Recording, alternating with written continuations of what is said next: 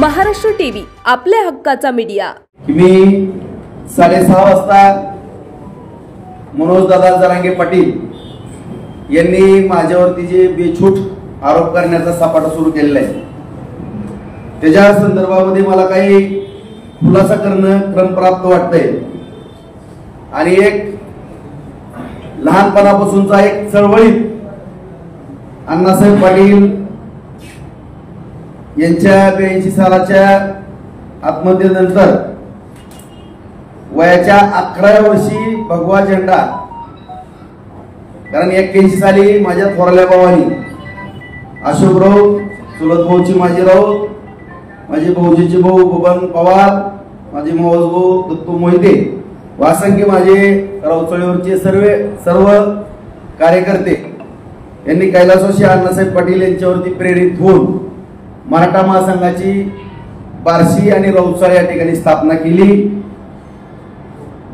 आणि स्थापना करून पहिल्यांदाच, कारण 77 साली कर्मवीर मामासाहेब जगदाळे यांनी छत्रपती शिवरायांचा पुतळा बार्शीमध्ये आणला आणि तो पुतळा दिमाखाने या ठिकाणी बार्शीमध्ये उभा आहे।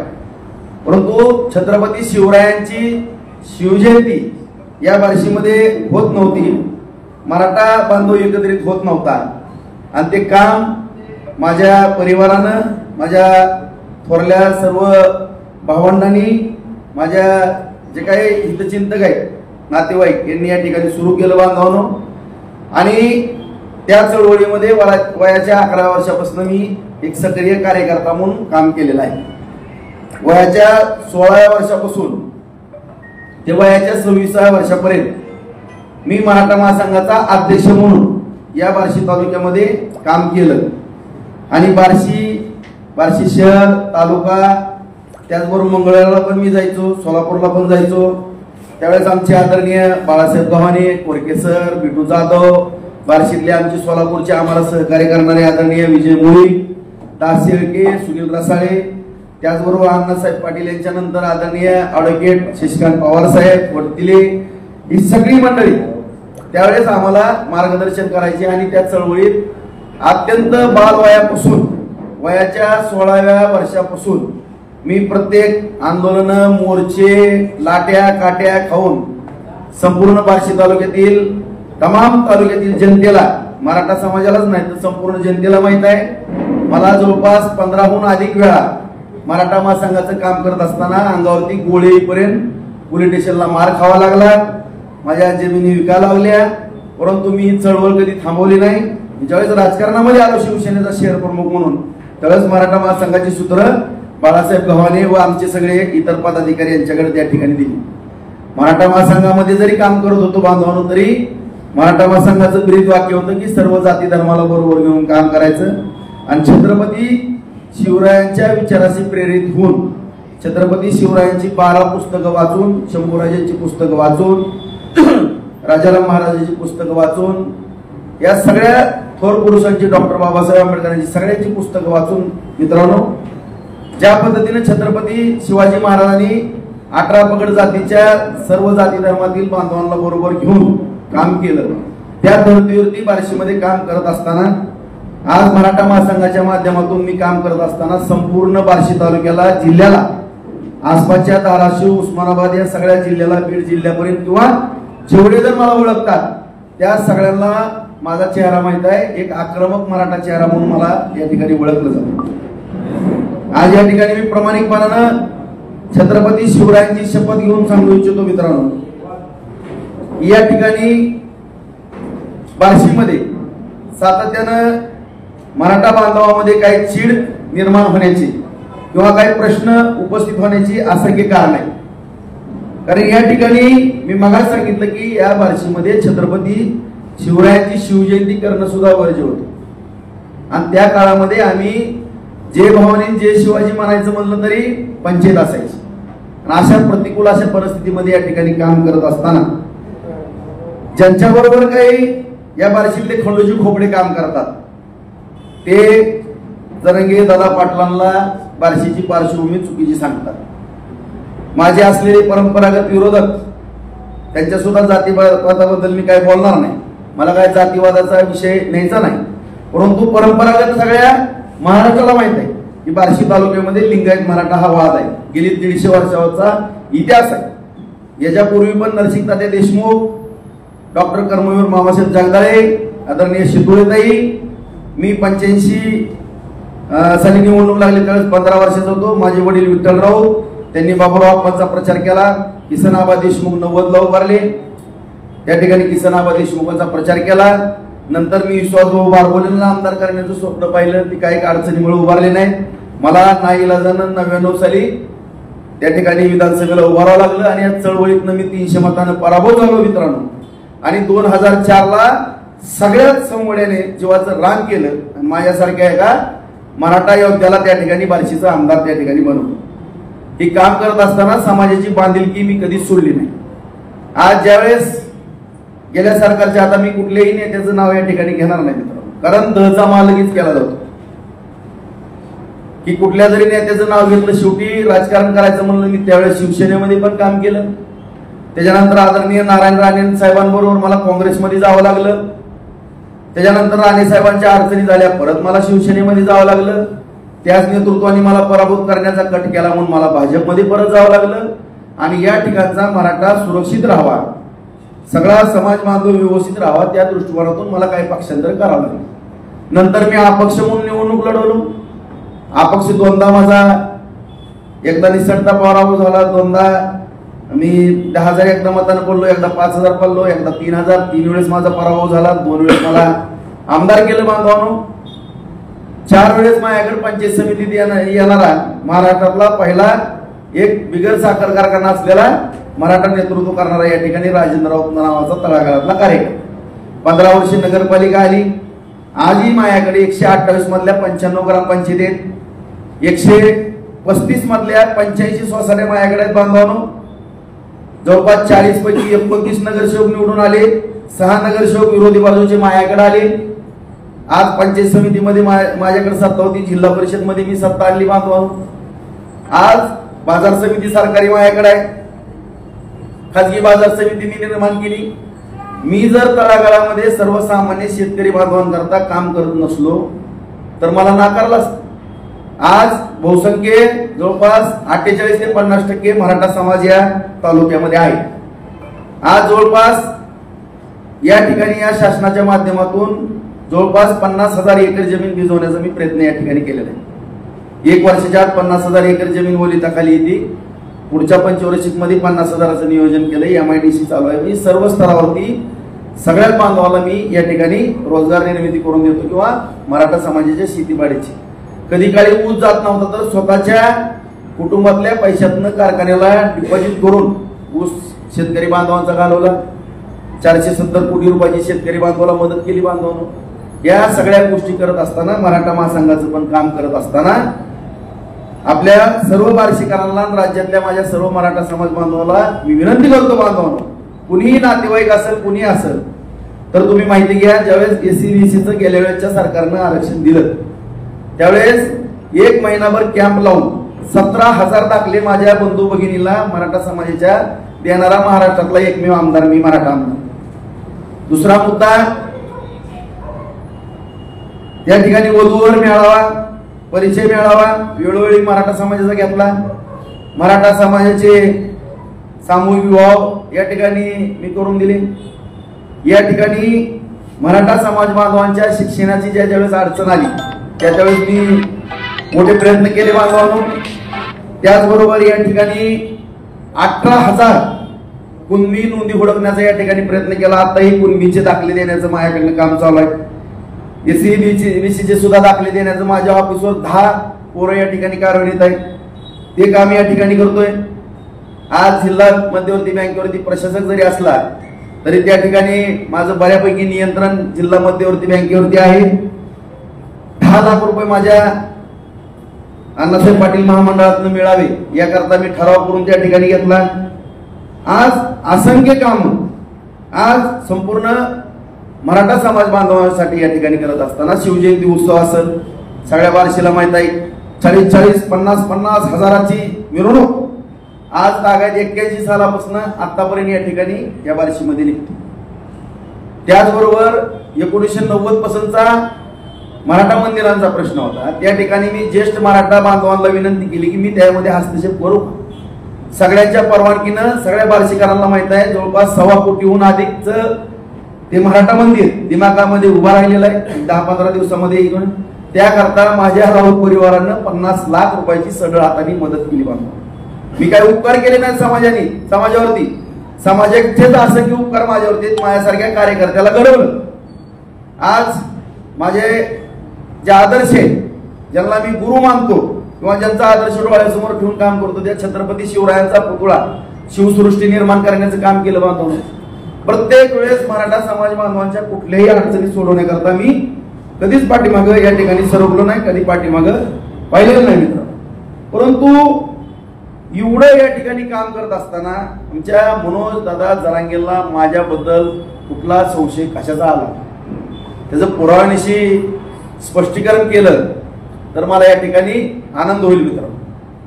आज मी दादांना काही प्रश्न माझ्या मराठा समाज बांधवांनी या ठिकाणी उपस्थित केले.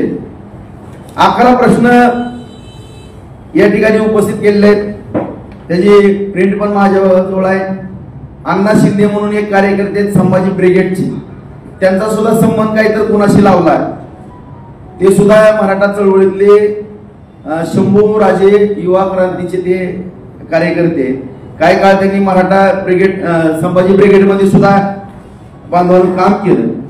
अशा कार्यकर्त्यांनी त्या ठिकाणी काही प्रश्न उपस्थित केले आणि या ठिकाणी माझी नम्रतेची मराठा समाज बांधवाला विनंती आहे बांधवांना की आज या ठिकाणी या महाराष्ट्रामध्ये प्रमुख 6 पक्ष आहेत, आणखीनही काही 10-12 पक्ष आहेत. मग 10-12 पक्षामध्ये राष्ट्रवादी काँग्रेस पवार साहेबांचे, शिवसेना उद्धव ठाकरेंचे, काँग्रेस त्या नाना पटोलेंची थोरातांचे किंवा सोनिया गांधीचे असेल. या ठिकाणी शिंदे साहेबांची शिवसेना आहे, अजितदादाची राष्ट्रवादी आहे, भाजपची या ठिकाणी पक्ष आहे, बहुजन विकास आघाडी प्रकाशजी आंबेडकर साहेबांची आहे, आठवले साहेबांचा आरपीए पक्ष आहे, राजसाहेबांचा पक्ष आहे. असंख्य असे पक्ष या ठिकाणी काम करतात. आज प्रामुख्याने महाविकास आघाडी आणि महायुती या दोन्हीमध्ये सातत्याने या लढती होतात. आज लोकसभेच्या निवडणुकीच्या बाबतीमध्ये आपल्या संपूर्ण महाराष्ट्राला माहिती की मनोजदादा जरांगेंनी आरक्षणाचा मुद्दा उचलला. मित्र, आनंदाची गोष्ट आहे. मला सुद्धा अभिमान वाटला कुणीतरी एक कार्यकर्ता मराठा समाजाच्या बाजूने लढतो. कारण ज्या वेळेस कुठल्याही मराठा नेत्यांनी 58 मोर्चे निघाले होते, सगळ्यात सोलापूरचा मोर्चा विक्रमी होता आणि त्याच्यामध्ये सिंहाचा वाटा ह्या छाव्याचा होता, या मावळ्याचा होता. सगळ्या बार्शीकरांना किंवा सगळ्यांनाच माहित आहे की आणि कुठं जरी मोर्चा असेल, त्या जरांगे दादाची जरी मोर्चे होते तरी त्या मोर्चाला नियोजन कुणाचा प्रामाणिकपणा असायचं किंवा कोण सगळी यंत्रणा कुणाची त्या ठिकाणी यंत्रणा लागायची किंवा काय लागायची. कुठलाही मोर्चाला मी किंवा माझ्या परिवारानं सहभाग घेतला नाही असा विषय त्या ठिकाणी नाही.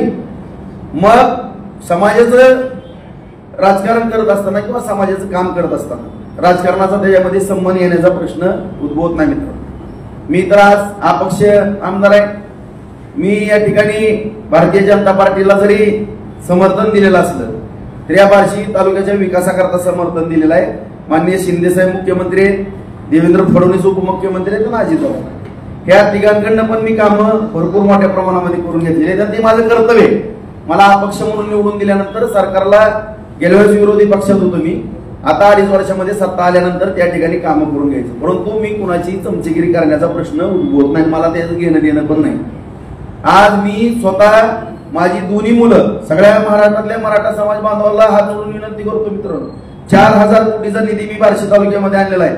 माझा भाऊ छोटे मोठे कामं घेत असेल, परंतु माझ्या दोन्ही मुलाला मी टेंडर किंवा रजिस्ट्रेशन पासून लांब ठेवलेला आहे. मी दाळ मिल, ज्वारीचं क्लिनिंगचा उद्योग आणि प्लॉटिंगच्या जे राजकारणाविरहित उद्योग आहे. उद्या जरी मला राजकारण सोडायची वेळ आली 0 मिनिटात तरी माझी मुलं राजकारणावरती अवलंबून राहू नये ह्याची मी खबरदारी अगोदरच घेणार आहे. अत्यंत आक्रमक चळवळीतला प्रामाणिक कार्यकर्ता आहे. मला त्याशी त्या राजकारणातनं कोण तुकडा टाकणं नसल्या लालचित्ता तर मुळातच नाही. कारण पहिल्यांदा मी गेल्या वेळेस महाविकास आघाडीचं सरकार स्थापन झालं, उद्धव साहेब मुख्यमंत्री झाले आणि मी विरोधी पक्ष नेत्याला पाठिंबा दिला. हा पक्ष आमदार सत्ताधाऱ्याला पाठिंबा देते तर मी उलट्या प्रवाहात पावणारा मासा आहे आणि असा विरोधी पक्षाला पाठिंबा त्याची जाणीव ठेवून या सरकारनं मला मोठ्या प्रमाणामध्ये माझ्या तालुक्यातलं सिंचन वगैरेचं काम या ठिकाणी केलेलं आहे. आणि या ठिकाणी ह्या मराठा चळवळीमध्ये मनोजदादा जरांगे या ठिकाणी ही चळवळ तुम्ही उभा करत असताना सगळ्या असंख्य मराठा समाजाच्या सगळ्याच पक्षातल्या आमदारांनी तुम्हाला मदत केलेली. कुठल्याही एका आमदारांनी खिशात हात घातला नाही असा विषय नाही. सगळ्यांना प्रत्येकाला ज्या समाजामध्ये जन्माला घातलं त्या समाजामध्ये कळकळ असती. तुम्ही जे एकटे मराठा समाजाचे मालक आहेत, कृपया हात जोडून माझी विनंती आहे, तुम्ही समजू नका. तुमचा भ्रम किंवा गैरसमज झालेला आहे की तुम्ही एकटेच मालक चालले.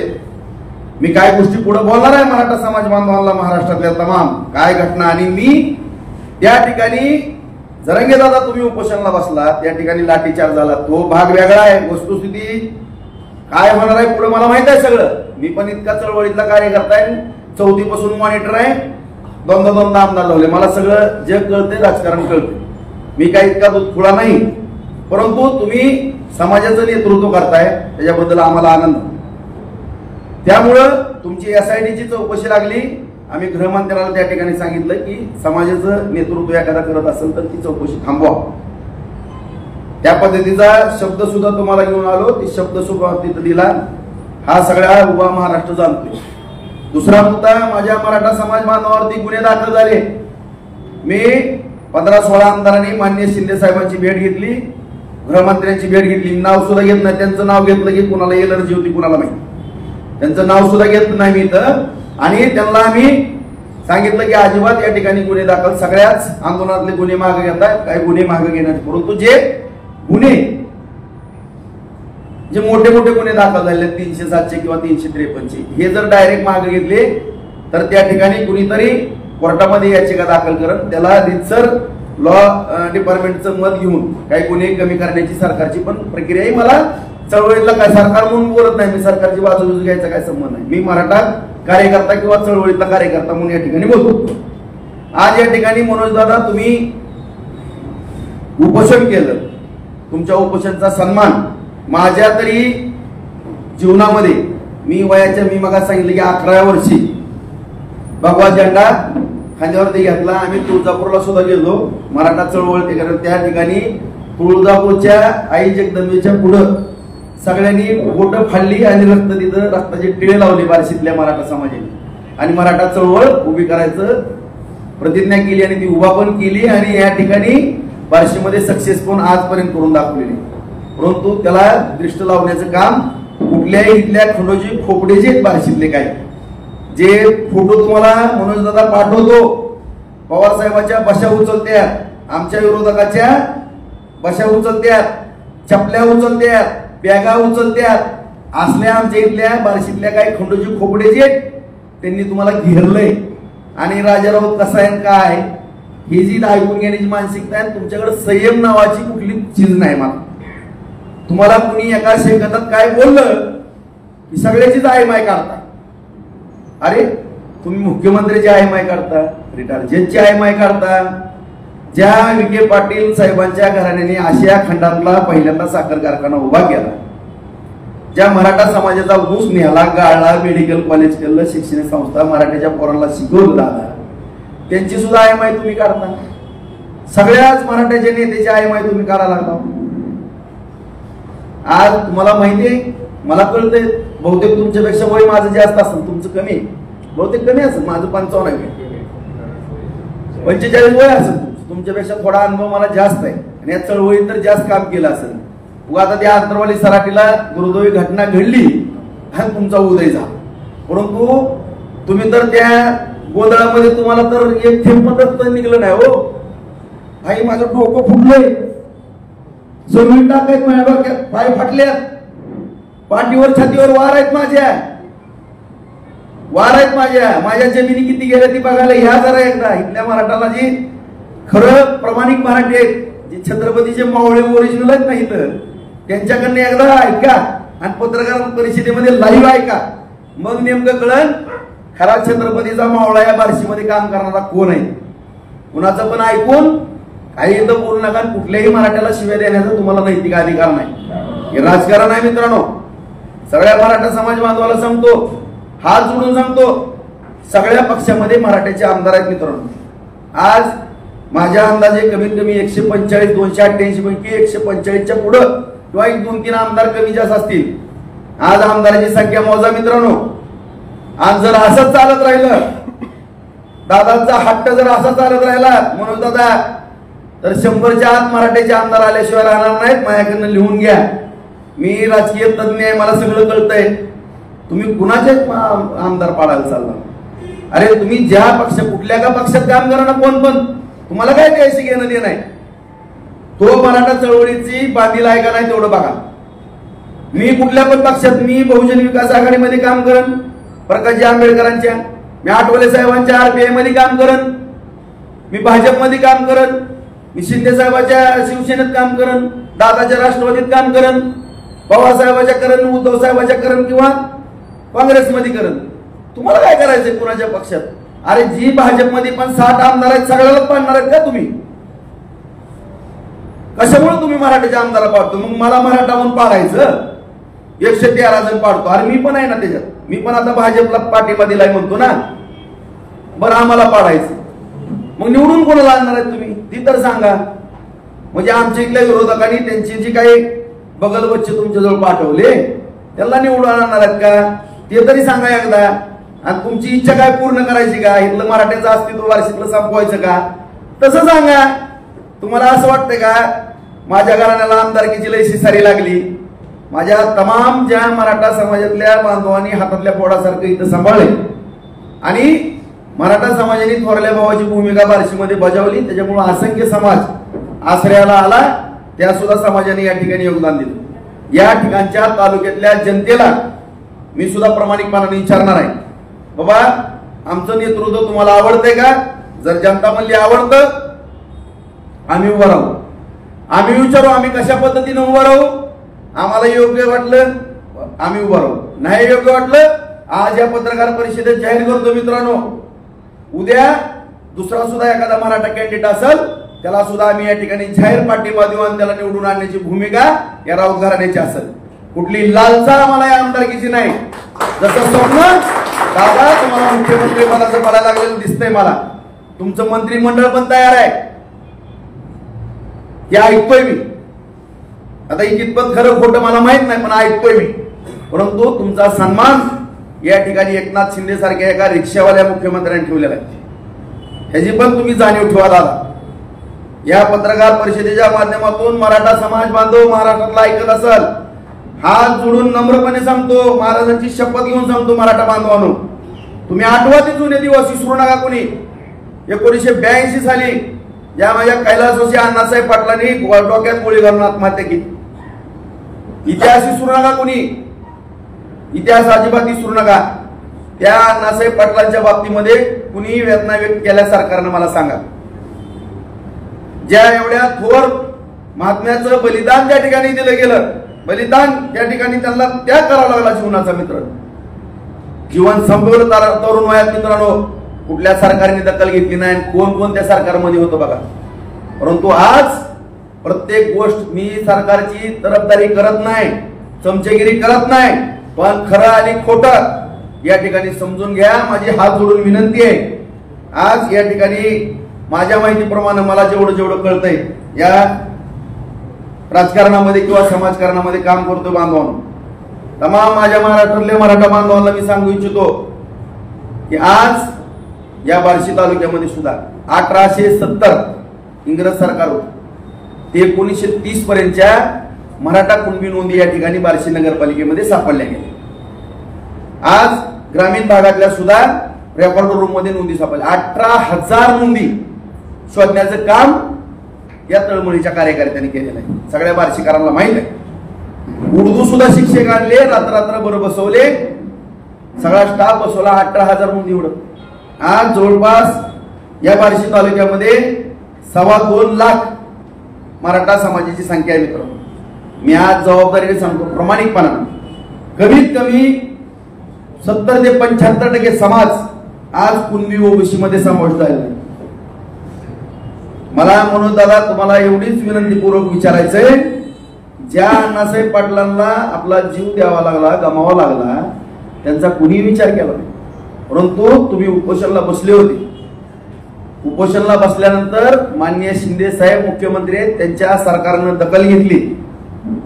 शिंदे साहेबांच्या सरकारनं दखल घेतली, शिंदे समितीची स्थापना केली आणि सगळ्या कलेक्टरांना आदेश दिले कडक, सगळे रेकॉर्ड तपासा. रात्र सगळी माणसं बसवली तपासाला, सगळे महसूल कर्मचारी तपासाला बसवले. मित्रांनो, सगळ्या नोंदी हुडकले गेल्या. तुमच्या तोंडात नाही ऐकलो. 50 लाख नोंदी सापडल्या, 40 लाख तुम्ही सांगितलं. माझ्या आंदोलनाला यश आलं, एवढ्या नोंदी सापडल्या.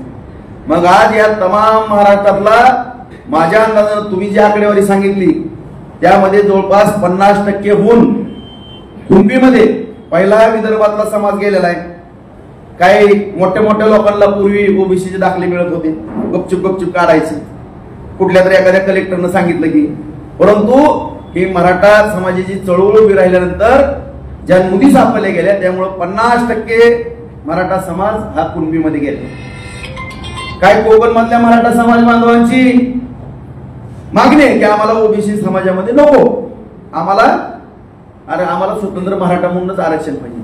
त्याकरता सुद्धा 2 मत प्रवाह या ठिकाणी मराठा समाजामध्ये येऊ लागल्यामुळं या ठिकाणी दोन्ही मराठा समाजाचं समाधान करण्याच्या दृष्टिकोनातून मराठा समाजामध्ये वाद लागू नये किंवा दरी पडू नये म्हणून या ठिकाणी माननीय शिंदे साहेबांच्या मार्गदर्शनाखाली या ठिकाणी एसईबीसीचं सुद्धा 10% आरक्षण त्या ठिकाणी देण्यात आलं. ही वस्तुस्थिती आहे. मग मला या ठिकाणी सांगा, आज एसईबीसीच्या खाली 10% आरक्षण दिलं गेलंय. कुणबीतला विदर्भातला तर मराठा समाज आहेच. मग माझ्या माहितीप्रमाणे 50% कुणबीमध्ये मराठा समाज समावेश झालेला आहे. तो मराठा समाज कुणबीमध्ये जात असताना 83 नंबरला आपला समाज त्या ठिकाणी आहे. मंडल आयोगाच्या शिफारशीप्रमाणे कुणबी मराठा कुणबी, त्याकरता कुठल्याही ओबीसी समाजाचा विरोध नाही. आज ज्यावेळेस कुणाचा काही संबंध नव्हता, 94 सालामध्ये माननीय मोठ्या पवार साहेबांनी GR काढला 16%चा. त्याच्यावर तुम्ही एक शब्द बोलत नाहीत. माझ्यासारख्या मराठा समाजातल्या आज बोललो नाही. कार्यकर्त्याला शंका यायला लागल्यात. बार्शीतल्या चळवळीत काम केलेल्या आहे त्याच्यावरती दादांचं काय वाक्यताच नाही. त्याच्यामुळे किती नुकसान झालं ह्याच्याबद्दल काय नाही. परंतु आज ज्या माननीय मुख्यमंत्री एकनाथ शिंदे साहेबांच्या मार्गदर्शनाखाली, मग फडणवीस उपमुख्यमंत्री असतील किंवा दादा, यांनी समाजासाठी जे निर्णय घेतले ते आज कुणबीचे दाखले मिळायला लागले. अण्णासाहेब पाटील महामंडळाच्या माध्यमातून 6000 कोटी वाटप झालं. एसईबीसीचं आरक्षण त्या ठिकाणी मिळालं. सारखी योजना आहे. मराठा समाजातल्या तरुणाला परदेशातल्या शिक्षणाचा विषय आला. ओबीसी समाजाप्रमाणे मराठा समाजाच्या पण मुलांना फी त्या ठिकाणी मिळू लागली. त्याचबरोबर मुलींच्या बाबतीमध्ये सुद्धा मुलींची शिक्षणाची अडचण होती. आज शिंदे साहेबांच्या मार्गदर्शनाखाली फडणवीस असतील किंवा अजितदादा असतील, यांनी जो निर्णय घेतला त्यामध्ये 100% मुलींना शिक्षण माफ केलं. अहो, ही मराठा समाजाची तीव्रता पाहून किंवा भावना ओळखून आज ह्या सरकारने निर्णय घेतले.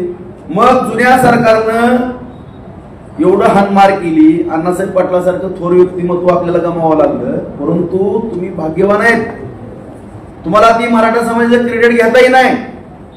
आज उपोषण सोडायला तहसीलदार पण लवकर जात नाही दादा, पण महाराष्ट्र राज्याचे मुख्यमंत्री तुमचं उपोषण सोडायला गेले. हायकोर्टाचे 3 माजी न्यायाधीश तुम्हाला समजून सांगायला गेले. माझ्यासारखा तळमळीतला कार्यकर्ता तुम्ही दुसऱ्यांदा उपोषणाला बसले, त्यावेळेस तुमचं उपोषण सोडायला मी विनंती केली मुख्यमंत्री साहेबाला, फडणवीस साहेबाला आणि त्या ठिकाणी अजितदादांना. तुम्हीच मला म्हणले जावा निरोप घेऊन या. मी शंभूराजांना घेऊन आलो. तिथल्या कलेक्टरला आणि एसपीला पण माहित आहे आणि मला पण माहित आहे दादा. मला आता बोलायला लावू नका. मी सगळ्या तमाम मराठा समाजाला या माझ्या राजाची शपथ घेऊन सांगतो, हे उपोषण सोडायला कोणी येऊ न येऊ, जसं तिसरं उपोषण सोडलं तसं उपोषण सोडणार होते. यांचं उपोषण सोडण्याकरता सरकारची सुद्धा मानसिकता नव्हती. माननीय मुख्यमंत्री साहेब सुद्धा म्हणले ते राजेंद्र राऊत राजेंद्र तू महागारी आहे, त्यांचा हट्ट किती पुरवायचा? तुम्ही मुख्यमंत्र्याला शिव्या देता,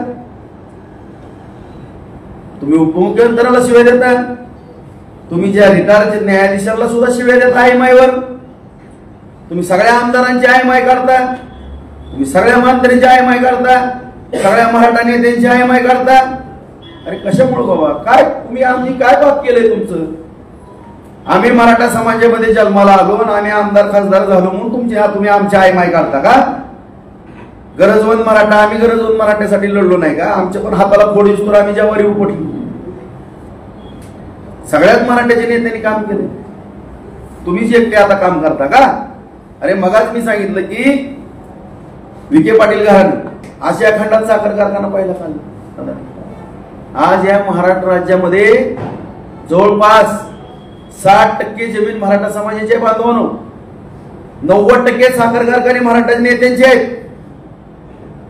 त्यातले 10-15% जर सोडले तर 80-85% कारखानदार जे आहेत त्यांची अवस्था काय बघा. त्यांची लेकरं काय म्हणतात? बिगर कर्जाचा आम्हाला 25 लाखाचा उद्योग करून द्या, 500-1000 कोटी रुपये कर्ज आहे. अरे मराठ्यांच्याच ऊसाचा प्रश्न निर्माण व्हायचा म्हणून मराठ्याच्या नेत्यांनी कारखाने काढले, शिक्षण संस्था काढल्या, मेडिकल कॉलेज काढले, सूतगिरण्या काढल्या, बँका काढल्या, त्यातनं कर्ज निर्मिती झाली, सगळं झालं. डॉक्टर झाले, इंजिनियर झाले, शिक्षक झाले, सगळं झालं. आज आदरणीय वसंतदादा पाटलांनी इंजिनिअरिंग कॉलेज दिले, मेडिकल, मग सगळे पतंगराव सगळे मराठी शिकले. तुम्ही सगळ्या मराठ्यांच्या घरी आता 10-10 किलो सोन्याची बिस्किटच दिले. मला आश्चर्यच वाटत. अरे म्हणजे त्या सगळ्या मराठ्यांनी योगदान दिलं त्याचं काहीच नाही. अरे बाबा कमीत कमी आभार नका मानू किंवा कौतुक नका करू. आम्हाला कौतुकाची गरज नाही, आम्हाला शिव्या तर कमीत कमी देऊ नका. उद्या जर आम्हाला मराठ्याची माणसं म्हणली किंवा बार्शी तालुक्यातली म्हणली गरीब असं, गरीब असतो आम्ही. आम्हाला काय पडले? आमचा धंदा आहे, आमचं धंदा पाणी करत बसू. आम्हाला तुम्हाला राजकारण करायचं तुमचं तुम्हीच करा, परंतु तुम्हाला एवढा अहंकार येण्याचं कारण काय? आणि एका अण्णा शिंदे म्हणून एक कार्यकर्ता आहे मराठा चळवळीतला, त्यांनी तुम्हाला 11 प्रश्न विचारलेले. त्याचे प्रश्न काय चुकीचे आहेत? त्या 11 प्रश्नाची उत्तर द्या. तुम्ही आता म्हणले काय गेवराच्या सभेत माजलगावच्या सभेमध्ये, दादा ही भाषा तुम्ही वापरायला नाही पाहिजे माझ्याबद्दल.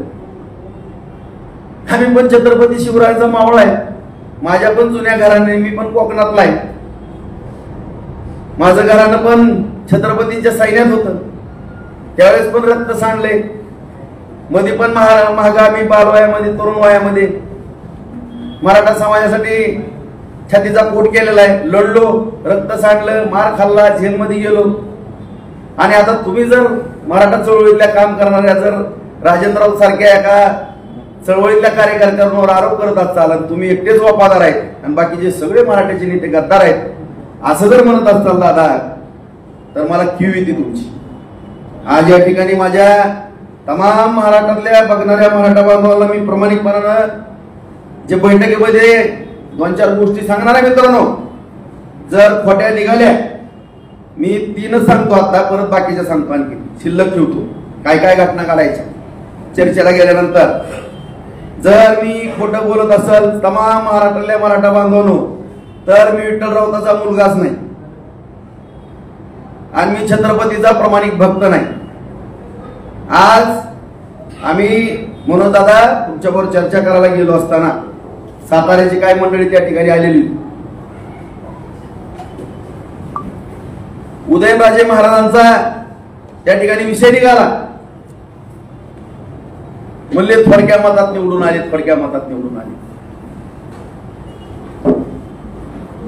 मला तर त्या दिवशी खऱ्या अर्थानं धक्का बसला. दादा तुम्हाला किती अहंकार चाललाय. मी माझ्या या देवाची शपथ घेऊन सांगतो तमाम महाराष्ट्रातल्या मराठा बांधवांना, दादांचं हे वाक्य आहे, मी फुकलो असतो तरी हे राजे पडले असते, मी फुकलो असतो तरी हे राजे पडले असते, मी राजे म्हणून सोडून दिलं असा हात केला. मी जर खोटं बोलत असेल तर या महाराजाचा भक्त आयुष्यात नाही मित्रांनो, माझ्या विठ्ठलरावचा पोरगा नाही. मी माझ्या आई बापा शपथ खरं सांगतो. आज मला पण माझ्या सहनशीलतेच्या बाहेर जाऊन देऊ नका. मी तर तुम्ही हुकलेली करताना त्यापेक्षा 100 हुकलेली लिहू राहील. आज दुसरा मुद्दा या ठिकाणी सांगतो बांधवांनो, माझ्या आई वडिलांची शपथ घेऊन सांगतो, छत्रपती शिवरायांची शपथ घेऊन सांगतो. ज्यावेळेस जरांगे दादांबरोबर चर्चा केली, दादा ही चर्चा केली होती, अण्णासाहेब पाटलांच्या बाबतीत ही घडलं, तुम्हाला मान सन्मान शिंदे साहेब त्यांच्या सगळ्या मंत्रिमंडळाने दिलाय, सरकारने दिलाय, तुमच्या काय मागण्या आहेत व्यवस्थित मला सांगा, तुम्ही तुमचे 4-5 वकील मला जोडून द्या, जे काय ते व्यवस्थित मला समजून सांगा, नेमकं काय करायचंय, हैदराबाद गॅजेट, ओबीसी मराठा हे काय कसं आहे काय आहे ते सांगा. मी तुम्हाला पण कोर्टातल्या पद्धती सांगितल्या, तुम्हाला पण माहिती आहे, तुम्ही पण चळवळीतले कार्यकर्ते. मी एवढंच त्या ठिकाणी म्हणलं तुम्हाला की दादा काही लढाई आपण मोर्चाच्या माध्यमातून लढली, काय आंदोलनाच्या माध्यमातून लढली, ठीक आहे, परंतु ज्या डॉक्टर बाबासाहेब आंबेडकरांनी घटना लिहिली त्या घटनेच्या आधारावरती सुद्धा आपल्याला काय अंशी चालावं लागणार आहे, काय कोर्ट कचेरी करावं लागणार आहे. आणि ज्या आपल्या मागण्या सातत्याने मराठा समाजाचे आहेत, शास्त्र सरकार पुढे गेलेले आहेत, आपण हायकोर्टामध्ये पिटिशन टाकू, सुप्रीम कोर्टात काय करायचं असलं करू, मी सगळे मराठा आमदार एकत्र करतो, जे काय कोट 2, 5, 10, 20 कोटी रुपये वर्गणी करायचे आम्ही करतो. जर कुणी नाही दिले तर 5-10 कोटी रुपये माझं शेत विकतो, रोहितगी सारखे वकील द्या, राम जेठमलानीच्या पोराला उभा करा, कुठलाही वकील सांगा, वकील द्या, हायकोर्टातनं डायरेक्शन द्या. आणि जर आपलं हैदराबाद गॅजेट असेल किंवा मराठा ओबीसी एक असेल तर हायकोर्टात आपण याचिका दाखल करू, डायरेक्शन मागू, डायरेक्शन मागितल्यानंतर कोर्ट निर्णय त्या ठिकाणी देतो, 4 आठवड्यात 8 आठवड्यात सरकारनं प्रतिज्ञापत्र सादर करावं. ही परंपरा आपल्या घटनेत तरतूद आहे, त्याप्रमाणे आपण तो प्रश्न सोडू. कुठलाही वकील लावायचा सांगा, किती पैसे लागू दे, आम्ही मराठ्याचे आमदार वगैरे, कुणी नाही दिली तर मी बघतो, ही माझी भाषा आहे बांधवांनो. तर मला उत्तर प्रामाणिकपणानं सांगतो मराठा बांधवांनो, अरे राऊतसाहेब ह्या केसचा वकील पण मी आहे, जज पण मी आहे, हे उत्तर मला दिलं. मग तुम्हाला हा विषय मिटवून द्यायचा नाही का? नेमकं ह्या विषयाचं करायचं काय तुम्हाला, त्याचं उत्तर मला द्या. तिसरा मुद्दा, ज्यावेळेस सगळे सोयरेचा विषय होता बांधव, त्याच्या बाबतीमध्ये सुद्धा तुम्ही नाहीत, परंतु तुमच्याकडचे 1-2 व्यक्ती आहेत, त्यांची नावं वेळ आल्यावर मी जाहीर करा. मी म्हणलं सगळे सोयरेचा विषय, मला म्हणले सगळे सोयरेचं तुम्ही डिक्लेअर करा, ठीक आहे म्हणलं. मी चर्चा शंभूराजे देसाईंबरोबर पण केली. सगळ्या चर्चा होत असताना सगळे सोयरेच्या बाबतीमध्ये अधिसूचना निघली, त्याला कायद्याचं रूपांतर करायचं, परंतु त्याला जवळपास 7-7.5 लाख हरकती आलेल्या होत्या. त्याच्या बाबतीत पण तुमच्या सहकाऱ्यांबरोबर मी चर्चा केली. तुमच्या सहकाऱ्यांचं असं मत आलं दादा, मी म्हणलं ते हरकती आल्या, त्याला कायदेशीर नोटिसा, उत्तर जवाब सगळे हिअरिंग वगैरे व्हावं लागतंय. बिगर सुनावणीचा जर निर्णय दिला तर ती कोर्टात टिकणार नाही. तुमचे सहकारी म्हणले तुम्हाला काय करायचं, टिकू द्या, अगर नाही देऊन टाका. मग नेमकं तुम्हाला करायचं काय? बरं, त्याच्यामध्ये परत काय माझे सहकारी बाहेर शिकले होते, दिवसुद्धा होते सगळे सोयरेच्या बाबतीमध्ये चर्चा करत असताना, आणि अशा रीतीनं तुमचं तुम्ही देऊन टाका म्हणले. परत हा निरोप येत असताना बघू आपण सगळे सोयरेचा विषय कसा मिटवता येईल तो बघू. हा निरोप घेऊन मी शासनाकडे गेलो, शासनाकडनं आम्ही परत तुमच्याकडे आलो. तुमच्याकडे आल्यानंतर तुम्ही आणखीन हातभर यादी दिली, ह्याच्यामध्ये एवढं वाढवा. मग सगळे सोयऱ्याचा ज्यावेळेस अधिसूचना निघाली दादा, त्यावेळेस एकनाथ शिंदे साहेबांनी आणि तुम्ही वाशीला गुलाब उधळला, त्यावेळेस पण दुसऱ्यांदा मुख्यमंत्री तुमच्यासाठी आले राहून. नशिबान आहे, कुठल्याच उपोषणाला मुख्यमंत्री भेटायला जातो. तुम्हाला एवढा मोठा मान या सरकारच्या काळात का? रिक्षावाला मुख्यमंत्री झाला म्हणून काही अडचण आहे का? पवारच घरानं मुख्यमंत्री तुम्हाला पाहिजे का आणखीन काय वेगळा हेतू आहे? त्याच्या पण खुलासा आम्हाला या ठिकाणी झाला पाहिजे. आणि मुख्यमंत्र्यांनी तुम्ही गुलाल का उधळला? तुम्हाला काय नैतिक अधिकार आहे गुलाल उधळून परत उपोषण करायचा? गुलाल उधळल्यानंतर प्रश्न सुटला, सगळ्या गावागावात गुलाल उधळला गेला. सगळ्या पत्रकार बांधवाला पण माहित आहे, सगळ्या मराठा बांधवांना माहित आहे ना तुम्हाला पण, सगळीकडे गुलाल उधळला ना. मग एवढा गुलाल उधळायचा विषय काय होता? कशामुळे हे कशामुळे नेमकं? मगाच मी सांगितलं की सगळ्या पक्षामध्ये जवळपास 145 ते 150 आमदार मराठीचे आहेत. तुम्हाला नेमकं मराठीचेच आमदार पाडायचे का? तुमचा उद्देश कशा पद्धतीचा आहे तो आम्हाला काही लक्षात येत नाही. त्यामुळं या बार्शी तालुक्यातल्या काही मराठा समाज बांधवांनी तुम्हाला प्रश्न विचारले. 11 प्रश्न आहेत. त्या 11 प्रश्नाची उत्तरं प्रामाणिकपणाने द्या. आमची काही हरकत नाही. आम्ही आरक्षणाच्या चळवळीशी तुमच्या अगोदरपासून आहे. आजही आहे, उद्याही राहू. परंतु ज्या वेळेस आरक्षण देण्याची बैठक मला माहित आहे, मी आमदार असल्यामुळं सह्याद्री तिथीकरावरती झाली, त्यावेळेस ठरलंय राव ओबीसीतनं सोडून आरक्षण बोलावून. त्याच्यावरती सह्या आहेत सगळ्या पक्षाच्या. पवारांची सही आहे, उद्धव साहेबांची सही आहे, नाना पटोलेंची आहे. सगळे जेवढे पक्ष आहेत तिकडं शिंदे साहेबांची आहे, ते फडणवीस साहेबांची आहे, ह्याच्यातली पक्षाची आहे, अजितदादांची आहे. म्हणूनच आम्ही तुम्हाला म्हणतोय ना, तुमच्यामुळे आज 31 खासदार काय इकडले 5-10 खासदार आले. गरजवंत मराठा सांगितलं तुम्ही की महायुतीला मतदान करू ना. बरं, महाविकास आघाडीचे खासदार आले आले आले आनंद आहे. कुणीतरी आले, काय 2 पायाच्या वावड्यात कोणतरी निवडून येणार आणि कोणतरी पडणार आहे, त्याच्याबद्दल काय दुमत नाही. अरे बाबा, त्यांना एकदा तरी विचारा ना, तुम्ही मराठा समाजाची मतं घेतल्यात का?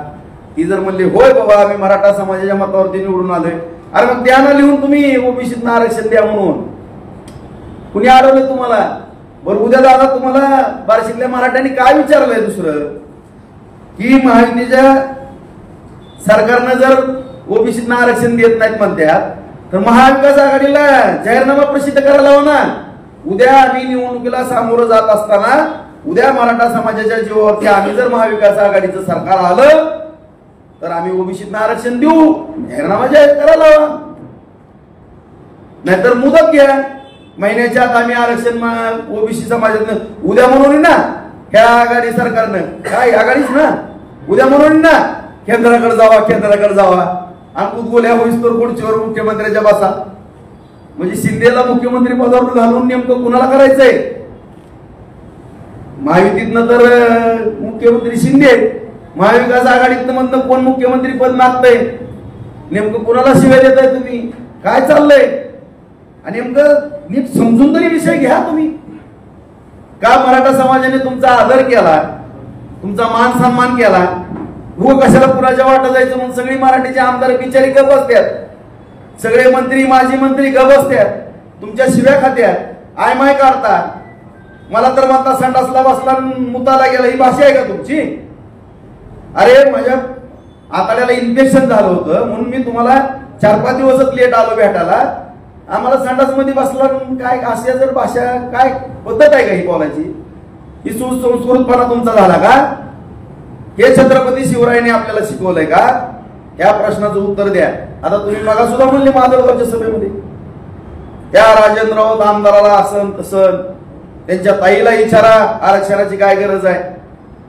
अरे आरक्षणाची गरज माझ्या बायकोला पण माहित आहे. परत म्हणले त्याच्या आईबापाला विचारा, माझ्या आईबापाला पण माहित आहे दादा, माझ्या बायकोला पण माहित आहे. आता माझ्या बायकोनी ना आईबापानं काय केलं तुम्हाला काय बोललेत का? मी तरी काय बोललोय का? आता बार्शी तालुक्यातले मराठ्याची पोरं जर तुम्हाला प्रश्न विचारत असतात आणि तुमच्या जर नाकाला झुमला असेल मायाबद्दल आणि माझ्या कुटुंबापर्यंत जर तुम्ही जात असाल आणि तुम्ही म्हणता त्या माजलगावच्या सभेमध्ये हे त्या राजेंद्र राऊताच्या दारात जागा आहे का सभा घ्यायला? दादा मी पण छत्रपतीचा मावळा आहे. माझ्या पण घराण्यानं या हिंदवी स्वराज्यासाठी छत्रपती शिवाजी महाराजांच्या घराण्यासाठी गादीसाठी रक्त सांडलेलं माझं घराणं आहे. इतिहास बघा. मी पण या तालुक्यामध्ये मराठा समाजासाठी रक्त सांडलंय, जेलमध्ये गेलोय ते पण बघा. आणि तुम्हाला एवढी खुमखुमी जर असाल तर राजा राऊताच्या दारात सभा घ्यायची. तुम्ही जर मराठा समाजासाठी प्रामाणिक उद्देशानं कुणाला मॅनेज न होता किंवा एकाला टार्गेट करून, एकाला म्हणजे ती फडणवीसांचं मी म्हणत नाही, महायुती सरकारचं म्हणतो, शिंदे साहेब मुख्यमंत्री आहेत मराठ्याचे आहेत, फडणवीस साहेब ब्राह्मणाचे असतील असू द्या, अजितदादा पण मराठ्याचे आहेत. महायुतीच्या सरकारला पाडून महाविकास आघाडीचं सरकार आणायचं हे जर तुमच्या मनामध्ये असेल, हे जर पाप असेल आणि जर तुम्ही खऱ्या अर्थानं मराठा समाजाच्या गरजवंत पोरांसाठी लढत आज चाल इमानदारीनं. ह्या प्रश्नाची जर उत्तर या महाविकास आघाडीला तुम्ही एक झुकतं माप दिलंय लोकसभेला, त्यांच्याकडनं लिहून घ्या. मला सांगा राजभाऊराव, मी लिहून आणतो. हे देवेंद्र फडणवीस आणि आणखीन कोण एकनाथ शिंदे कशी लिहून देत नाहीत मी बघतो. अजितदादा कशी लिहून देत नाहीत ती माझी जबाबदारी. आणि जर त्यांनी नाही लिहून दिलं, सगळे पत्रकार मराठा समाज बांधव तुम्ही आहेत, राजकीय संन्यास राजाभाऊरावचा जाहीर आपला राजकारणाचा संबंध नाही. यांनी जर नाही लिहून घेतलं तर या तिघांकडनं, पण तुम्ही ह्या तिघांकडनं लिहून आणायची जबाबदारी तुमची, ह्या तिघांकडनं आणायची जबाबदारी माझी. आणि जर ह्या तिघांनी नाही लिहून दिलं तर राऊत घरानं राजकारणापासून आलेत. फक्त छत्रपती शिवराय प्रतिष्ठान काढो आणि या मराठा समाजाची प्रामाणिकपणानं भले 10-20 एकर जमीन राहिली तरी चालेल, अख्खी इस्टेट गेली तरी आम्ही मराठा समाजाची या ठिकाणी सेवा करू. त्यांचं पाय धुवून पाणी पिऊ आणि सगळ्या छत्रपतीचा मावळा. तुम्ही ही प्रामाणिक भूमिका घ्या. तुम्हाला मी भोसले चौकातनं फुलं हातरतो, माझ्या घरी चहा पाण्याला पेड्याचा घास भरवतो. जरंगे दादा हे फक्त लिहून आणा त्यांच्याकडनं. आणि मला सांगा राजभाऊराव, मी हे काम केलंय, मी वाघ आहे मराठ्याचा, या वाघाने काम केले. तुम्ही दिलेला शब्द तुम्ही पाळा. तुमचा हातात कागद घेतो लगेच एकनाथ शिंदे साहेब, फडणवीस साहेब, अजितदादांकडे जातो, त्यांना सह्या मागतो. जर नाही सह्या दिल्या तर बार्शीत अशीच पत्रकार परिषद घेतो आणि राजेंद्र राऊत घराण्याचा राजकीय संन्यास जाहीर करतो. दादा हा माझा शब्द राहील. पण जर ह्या मराठ्याच्या छाव्याला, छत्रपतीच्या मावळ्याला डावचाचा प्रयत्न केला तर हे मराठ्यांसाठी आणि हिंदवी स्वराज्यासाठी रक्त सांगणार घराणं आहे. आणि खंडोजी खोपड्याच्या भूमिकेत जर येईल तर राजा राऊत म्हणतात मला काय परिणाम होईल, अख्खा महाराष्ट्र इतिहासामध्ये नोंद करेन या राजा राऊताची. माझं डोकं फिरवू नका तुम्ही. एवढेच हात जोडून विनंती करतो आणि तमाम महाराष्ट्रातल्या मराठा समाजाला नम्रपणे छत्रपतीच्या चरणी नतमस्तक होऊन माधवांना मी सांगतो, मी जर ज्या दिवशी मराठ्यांबरोबर गद्दारी कराल त्या दिवशी पांडे चौकामध्ये फाशी घेईल अशा पद्धतीने जाहीर अभिवाचन देतो. आणि जरंगे दादा पुन्हा एकदा सांगतो, फक्त प्रामाणिक मराठा म्हणून माया दारा द्यायचं. आणखीन पण पेढा भरवील.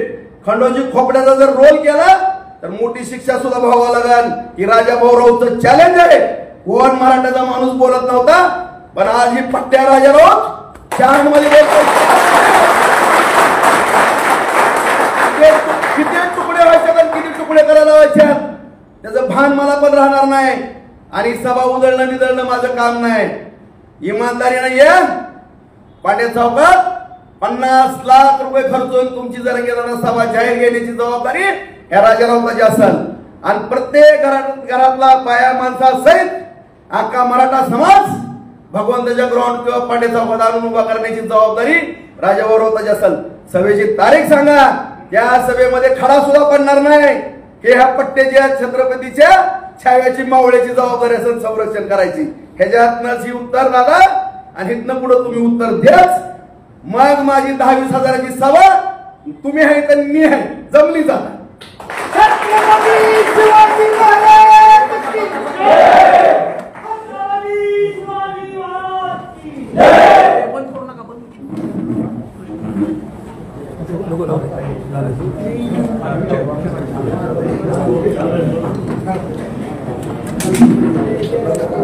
विचारायचं कुणाला